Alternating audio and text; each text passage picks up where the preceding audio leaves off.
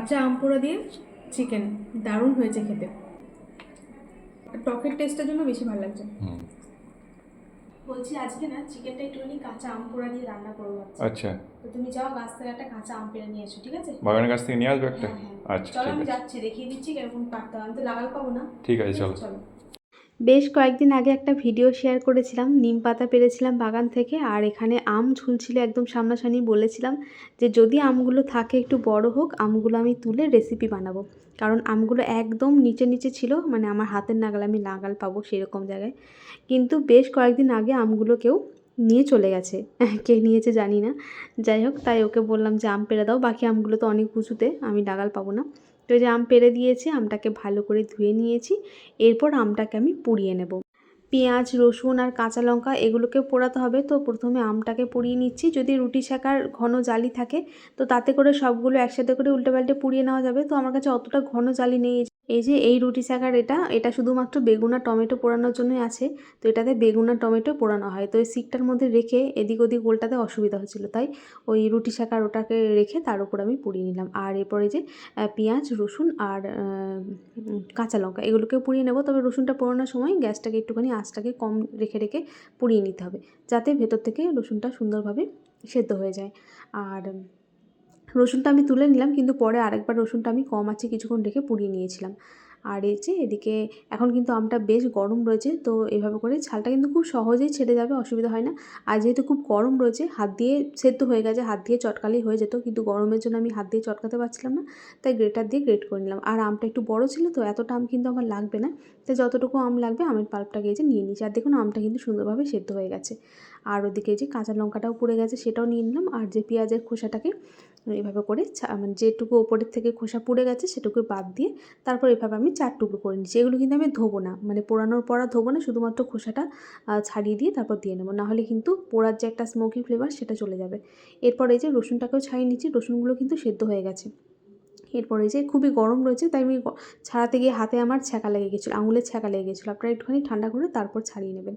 তো এই যে সমস্তটা একসাথে করে পেস্ট করে নিয়েছি। আর আমি এখানে বড় চামচের 2 চামচ মতো আমের পাল্প নিয়েছি। আমটা কিন্তু ভীষণ টক, তাই 2 চামচে কিন্তু যথেষ্ট 1 কিলো চিকেনের জন্য। মশলাটাকে তো পেস্ট করে নিয়েছি, সেই সঙ্গে দিয়ে দিলাম 2 চামচ কাসুন্দি, আর দিয়েছি কিছুটা গুড়। যেহেতু টক রয়েছে, তো টকের টেস্টটাকে ব্যালেন্স করার জন্য কিছুটা গুড় দিয়েছি। আপনারা চাইলে চিনি বা মধুও দিতে পারেন। এরপরে যে মশলাটা রেডি হয়ে গেছে, এখন 1 কিলো চিকেন ভালো করে ধুয়ে জল ঝরিয়ে রেখেছিলাম, তার মধ্যে পেস্ট করে রাখা মশলা, সাথে লবণ, জিরে গুঁড়ো, হলুদ গুঁড়ো, একটু কাশ্মীরি লঙ্কার গুঁড়ো দিয়ে চিকেনটাকে খুব ভালো করে মাখিয়ে নিয়ে 30 থেকে 40 মিনিট মতো রেখে দিচ্ছি। এখন চিকেনটাকে ঢাকা দিয়ে রেখে দিচ্ছি, ফ্রিজে আর রাখছি না, এমনি বাইরেই রেখে দিলাম। এরপরে যে প্রায় 40 মিনিট হয়ে গেছে, এখন কড়াইয়ে সর্ষের তেল গরম করে পেঁয়াজ কুচিটাকে ভেজে নিচ্ছি। আপনারা চাইলে মশলা যখন পেস্ট করলাম পোড়া মশলাগুলো, তার সাথে কিছুটা আদা, মানে চিকেনের পরিমাণ বুঝে আদা, তার সাথে একই সাথে পেস্ট করে নিতে পারেন। তবে আমার কাছে যেহেতু আদা বাটা আলাদা করে রয়েছে, ওই জন্য আমি আর মশলার সাথে আদাটা দিইনি, পেঁয়াজটা ভেজে নিয়ে এখন আদাটাকে দিয়ে একটুখানি কষিয়ে নিয়ে তারপর ম্যারিনেট করে রাখা চিকেনটাকে দিয়ে দিলাম। আর পেঁয়াজ আমি রসুনের পরিমাণটা কিন্তু 1 কিলো চিকেনের জন্য যতটুকু রসুন লাগবে সেই বুঝে আমি একটা বড় সাইজের 1 কোয়া রসুন কিন্তু পুড়িয়ে নিয়েছিলাম। এরপর চিকেনটাকে পেঁয়াজের সাথে দিয়ে ভালো করে নাড়াচাড়া করে মিশিয়ে নিয়ে গ্যাস কমিয়ে দিয়ে ঢাকা দিয়ে দিয়েছিলাম। আস্তে আস্তে দেখুন কতটা পরিমাণে জল ছেড়ে গেছে। এরপরেই জলে জলে চিকেনটাকে সুন্দরভাবে সেদ্ধ করব। তো গ্যাসটা কমিয়ে রেখে ঢাকনা দিয়ে ঢেকে ঢেকে কষাবো, আর কিছুক্ষণ পর পর ঢাকনাটা খুলে একটু নাড়াচাড়া করে দেবো। এরপর কিছুটা জল গরম করতে বসিয়ে দিলাম, তার মধ্যে গরম মশলা মানে এলাচ, দারচিনি আর লবঙ্গ একটুখানি থেতো করে নিয়ে দিয়ে দিয়েছি, জলটা ভালো করে ফুটিয়ে নেব।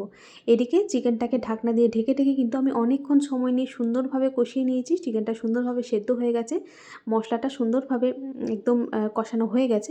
এরপর আমি এর মধ্যে দিয়ে দেব ফুটিয়ে রাখা জলটা। আমি খুব একটা গ্রেভি করব না, একদম মাখা মাখা প্রায় মানে কষা কষা টাইপেরই রাখবো, তার জন্য সেই পরিমাণ বুঝে দিয়ে দিয়েছি জল। এরপর ঢাকনা দিয়ে ঢেকে আবারও কিছুক্ষণ ফুটিয়ে নিলে কিন্তু চিকেনটা আমাদের একদম রেডি হয়ে যাবে।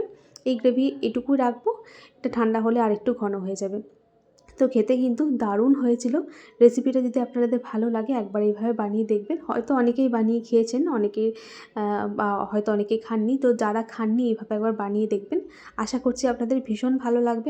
এই চিকেনটা কিন্তু আমরা ভাত রুটি দুটোর সাথেই খেয়েছিলাম, ভাত রুটি দুটোর সাথেই খেতে কিন্তু ভীষণ ভালো লাগছিল। আশা করছি ফ্রাইড রাইসের সাথেও খেতে ভালো লাগবে। তো চলুন, চিকেন রান্না তো আমার হয়ে গেছে, বাড়ির সবাইকে খাবার দিয়ে এখন আমি খেতে বসবো। তবে তার আগে বাগান থেকে একটা কলা পাতা নিয়ে আসি, আজকে আমি কলা পাতায় খাবো।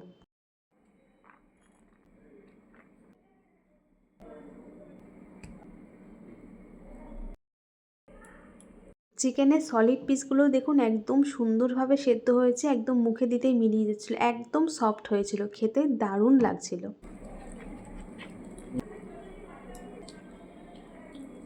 কেমন হয়েছে?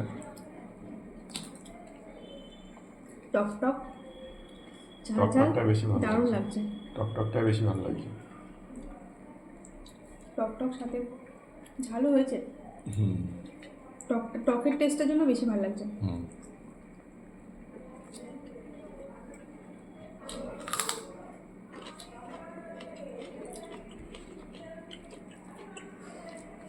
কাঁচা আম পোড়া দিয়ে চিকেন দারুণ হয়েছে খেতে। চিকেনে অনেক রকম রেসিপিতে বানিয়ে খাওয়া হয়, তবে এটা একদমই অন্যরকম, খেতে খুব ভালো হয়েছে। রেসিপিটা আপনাদের ভালো লাগলে আপনারা আবার বাড়িতে বানিয়ে দেখতে পারেন, আশা করছি আপনাদেরও ভালো লাগবে।